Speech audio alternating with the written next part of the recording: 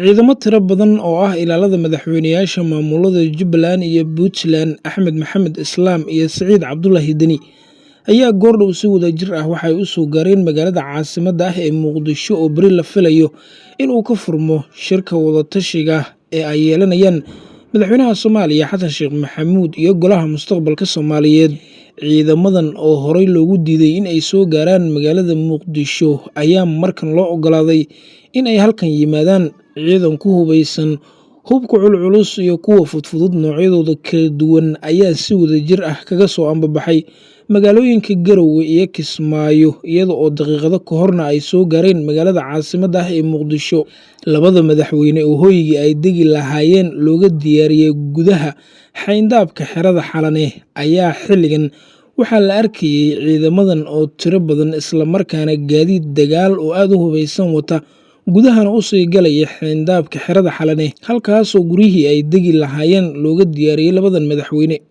Madaxweyne Xasan Sheekh Maxamuud ayaa gelinkii dambe ee shalay dib ugu soo laabtay magaalada Muqdisho, waxaana la qorsheynayaa in shirkan uu beri furmo. Siciid Cabdullaahi Deni ayaa imaanaya magaalada Muqdisho saacadaha iyo daqiiqadaha fooda inagu soo haya, halka madaxweynaha maamulka Jubbaland Axmed Maxamed Islaam la filayo in gelinka hore ee maalinimada beri ah uu soo gaaro magaalada Muqdisho.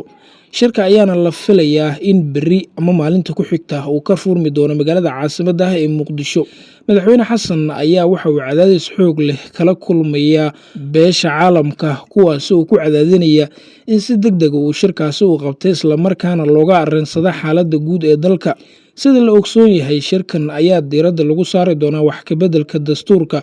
iyo in madaxweyne Xasan Sheekh Maxamuud uu dib ugu soo laabto dastuurkii heshiiska lagu ahaa ee 2012. Inkastoo weli madaxweyne Xasan uu arrintaasi ka dhaga adeegayo isla markaana baarlamaanka ay ka socoto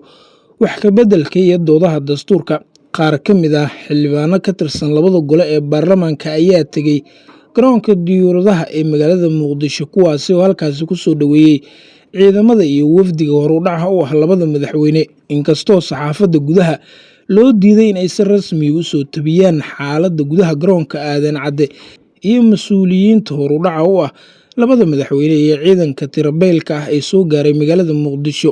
hase ahaatee xildhibaanada halkaasi ku sugan oo uu ka mid yahay xildhibaan Xidig oo ka soo jeeda Jubbaland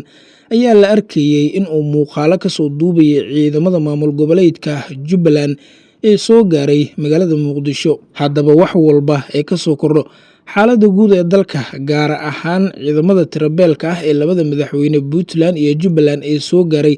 magaalada Muqdisho, halkan ayaan idinkula wadaagi doonaa iyo sida rasmiga ah shirkan iyo halka uu ka furmi doono.